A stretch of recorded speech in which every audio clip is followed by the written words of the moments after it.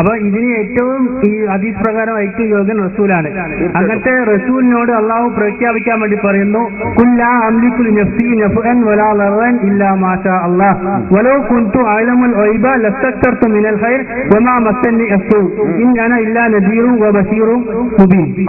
അതായത് വലൗ കുൻതു അഅലമുൽ ഗൈബ, എനിക്ക് അദൃശ്യ കാര്യങ്ങൾ അറിയാം. അതിന് മുമ്പ് തുടങ്ങാം, കുല്ലാ അംലികു ലിനഫ്സി നഫ്അൻ വലാ ദർറൻ ഇല്ലാ മാ ഷാ അല്ലാഹ്. അവിടുന്ന് അർത്ഥം വെച്ച് പോരാ, അങ്ങനെ പോരാ.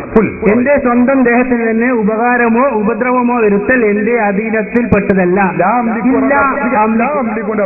ഞാൻ ഉടമപ്പെടുത്തിയിട്ടില്ല എന്ന് പറഞ്ഞാൽ എനിക്ക് ഉടമയായിട്ടില്ല, എന്റെ സ്വന്തമായിട്ട് എനിക്കില്ല. എന്ത് ഉപകാരമോ ഉപദ്രവമോ വരുത്തൽ എന്റെ സ്വന്തമായിട്ട് എന്റെ അധികാരത്തിൽപ്പെട്ടതല്ല. ഉറപ്പന്നല്ലേ? അള്ളാഹു നൽകുന്നത് അള്ളാഹുവാണ് നൽകുന്നത്, എന്റെ ഉടമയല്ല ഉറപ്പന്നല്ലേ? അത് ഗൈബും അറിയില്ല, അല്ലാത്തതും അറിയില്ല, ഒന്നുമില്ല. സ്വന്തമായിട്ടേ ഇല്ല എന്നുള്ള വാക്ക് അവിടെ ഇല്ല. ശരി, അങ്ങനെ അർത്ഥം കൽപ്പിക്കുകയാണെങ്കിൽ കൽപ്പിക്കല്ല, അങ്ങനെയാണ്. ശരി, അങ്ങനെയാണ് അർത്ഥമെങ്കിൽ അതിനുശേഷം റസൂൽ പറയുന്നു, വലോ കുന്തു അഅലമുൽ ഗൈബ, എനിക്ക് അദൃശ്യ കാര്യങ്ങൾ അറിയാമായിരുന്നുവെങ്കിൽ ലസ്തക്തർതു മിനൽ ഖൈർ, ഞാൻ ധാരാളം ഗുണം നേടിയെടുക്കുമായിരുന്നു. അപ്പൊ എനിക്ക് സ്വന്തമായി അദൃശ്യ കാര്യങ്ങൾ അറിയാനുള്ള കഴിവ് ഉണ്ടായിരുന്നുവെങ്കിൽ, അതായത് ഞാൻ അള്ളാഹു ആകുമാവെങ്കിൽ ഞാൻ ധാരാളം ഗുണം നേടിയെടുക്കും. ഇപ്പൊ അള്ളാഹു നൽകിയത് കൊണ്ട് എനിക്ക് ഗുണം നേടിക്കാൻ കഴിയില്ല എന്നാണ് പറഞ്ഞത്. നിങ്ങൾ കരുതിയിടത്തോളം അബദ്ധമാണ്, നിങ്ങൾ ആരോ പറ്റിച്ചതാണ്, ഞങ്ങളെ കുറ്റപ്പെടുത്തിയല്ല. ഇമാം റാസി തന്റെ തഫ്സീറുൽ കബീറിൽ ഈ ആയത്ത് വിശദീകരിച്ച് പറഞ്ഞിട്ടുണ്ട്. മുറാദ് മഖ്സൂദുഹു, ഈ ആയത്തിന്റെ ഉദ്ദേശ്യം എന്താണ്? അൽ ഇസ്തിഖ്ലാലു വൽ ഇസ്തിബ്ദാദു, അതായത് സ്വന്തമായ കഴിവുകൾ അത് അള്ളാഹുവിന്റെ റസൂലിന് ഇല്ല എന്ന് സമർത്ഥിക്കലാണ് ഇതിന്റെ വിവക്ഷ. അപ്പൊ ലാ അംലികു നഫ്സി നഫ്അൻ വലാ ദർറ, എന്റെ ശരീരത്തിന് ഗുണത്തെയോ ഉപകാരത്തെയോ ഉപദ്രവത്തെയോ ഞാൻ ഉടമപ്പെടുത്തൂല. സ്വന്തമായിട്ട് എനിക്കൊന്നും ചെയ്യാൻ കഴിയില്ല. സ്വന്തമായി എനിക്ക് ചെയ്യാൻ കഴിയെങ്കിൽ എന്തെല്ലാം കാര്യങ്ങളിലൂടെ ചെയ്യാമായിരുന്നു. ഒരുപാട് കാര്യങ്ങൾ എനിക്ക് ചെയ്യാൻ കഴിയില്ലേ? സ്വന്തമായിട്ട് എനിക്കൊന്നുമില്ല. അള്ളാഹു നൽകുന്ന കഴിവ് കൊണ്ടാണ് എന്റെ എല്ലാ കാര്യവും, എന്റെ അദൃശ്യ ജ്ഞാനവും ദൃശ്യവും എല്ലാം അള്ളാഹു നൽകുന്ന കഴിവ് കൊണ്ടാണ്. അതാണ് ആയത്തിലുള്ളത്. അതല്ലാതെ നിങ്ങൾ പറഞ്ഞ മാതിരി ഞാൻ ഒരിക്കലും ഗൈബ് അറിയില്ല എന്ന് റസൂൽ പറഞ്ഞിട്ടില്ല, പറയുകയില്ല. പറഞ്ഞാലോട് റസൂൽ ആവൂല.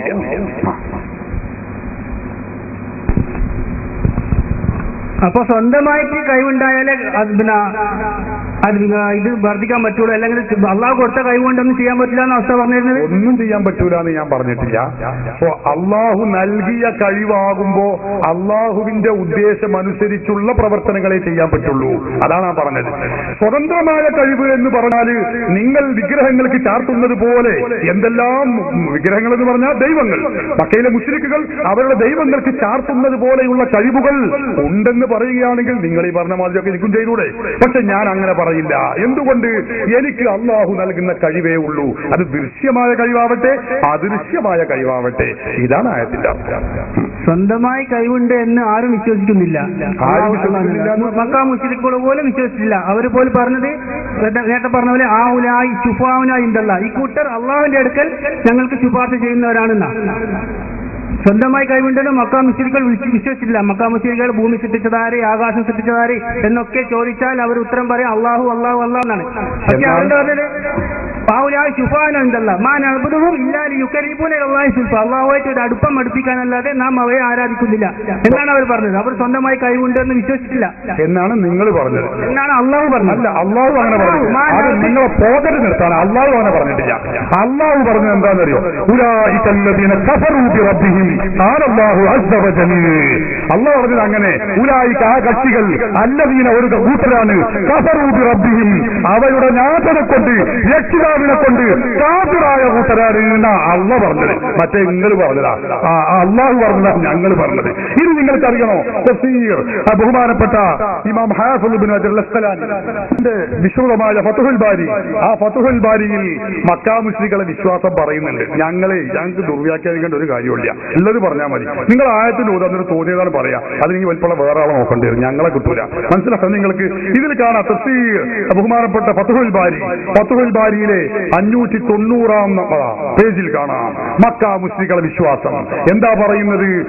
ഇന്നക ഹജറുൻ, ബഹുമാനപ്പെട്ട നബി സല്ലല്ലാഹു അൻഹു ഹജറുൽ വസ്വദിന്റെ മുന്നിൽ ചെന്നുകൊണ്ട് പറയുകയാണ്.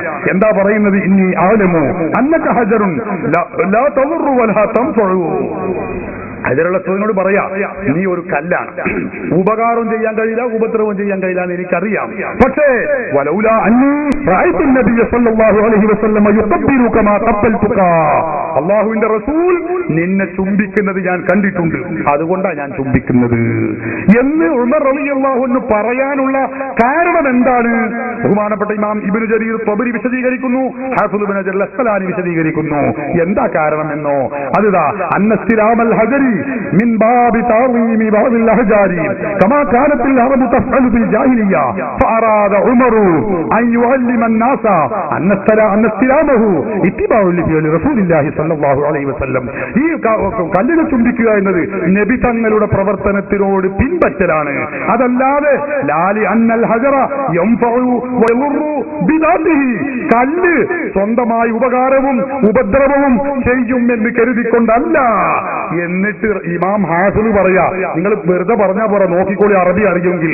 കമാ കാനത്തിൽ ജാഹിലിയ്യത്തു തൽതഖിദുഹു ബിൽ ഔസാൻ, കമാ കാനത്തിൽ ജാഹിലിയ്യത്തു, ജാഹിലിയ്യത്തിലുള്ള മുശ്രിക്കുകളായിരുന്നു തൽതഖിദുഹു, സ്വന്തമായ ഉപകാരവും ഉപദ്രവവും ചെയ്യാൻ കഴിയുമെന്ന് വിശ്വസിച്ചിരുന്നു. ബിൽ ഔസാൻ, ബിംബങ്ങളെ കുറിച്ച്. ഇല്ലാന്നല്ല, ഉണ്ട്. 3 ലക്ഷം ഹദീസ് മനപ്പാടുള്ള ആളാണ് ഹാഫിദ് ഇബ്നു ഹജർ അസ്ഖലാനി. പറയൂ, നിങ്ങൾ ഇയാൾക്ക് ഖുർആൻ തിരിഞ്ഞില്ല, നിങ്ങൾ ഓതി ആയത്തൊന്നും മൂപ്പര് കണ്ടില്ലേ? ഈ ആയത്ത് കണ്ടില്ലേ? ആയത്ത് കണ്ടില്ലേ? നിങ്ങളാണോ പ്രാമാണികൻ? അതല്ല, 3 ലക്ഷം ഹദീസ് മനപ്പാടമുള്ള ലോക പ്രശസ്ത പണ്ഡിതൻ, സഹീഹുൽ ബുഖാരി, ആ ബുഖാരിക്ക് വ്യാഖ്യാനം എഴുതിയ മഹാപണ്ഡിതൻ, അവരാണോ പ്രാമാണികൻ? പറയൂ നിങ്ങൾ. അപ്പൊ ഇതിൽ പറഞ്ഞിട്ടുള്ളത് ഇങ്ങനെയാണ്, മക്കയിലെ മുസ്ലിക്ക് വിശ്വാസം ഉണ്ടായിരുന്നു ഇല്ലാന്നല്ല. നിങ്ങൾ എന്തെങ്കിലും പറയരുത്. നിങ്ങൾ പഠിച്ചത്, നിങ്ങളെ മൗലവിമാർ പറ്റിച്ചതാണ്, ഞാൻ നിങ്ങളെ കുറ്റപ്പെടുത്തുന്നില്ല. അതുകൊണ്ട് ഈ പ്രമാണങ്ങളിലൊക്കെ ഉള്ളത് അതാണ്. അപ്പൊ ചുരുക്കി ഞാൻ പറയുന്നത്, നബി സല്ലല്ലാഹു അലൈഹി വസല്ലം തങ്ങൾക്ക് അദൃശ്യ ജ്ഞാനം അത് സ്വന്തമായി അറിയില്ല എന്നേ അതിനർത്ഥുള്ളൂ. തീരെ അറിയില്ല എന്ന് ഒരാളും പറഞ്ഞിട്ടില്ല, ഒരാളും അത് പറയുകയും ഇല്ല. ويعبدون من دون الله ما لا يضرهم ولا ينفعهم ويقولون هؤلاء شفعاؤنا عند الله. ഇത് അല്ലാഹുവാണ് പറഞ്ഞത്. അല്ലാഹുവിന് പുറമെ അവർക്ക് ഉപകാരമോ ഉപദ്രവമോ ചെയ്യാത്തതിനെ അവർ ആരാധിക്കുന്നു. വയഖൂലൂന, എന്നിട്ട് അവർ പറയുകയും ചെയ്യുന്നു, ഹؤلاء شفعاؤنا عند الله, ഈ കൂട്ടർ അല്ലാഹുവിന്റെ അടുക്കൽ ഞങ്ങൾക്ക് ശുപാർശകരാണ്.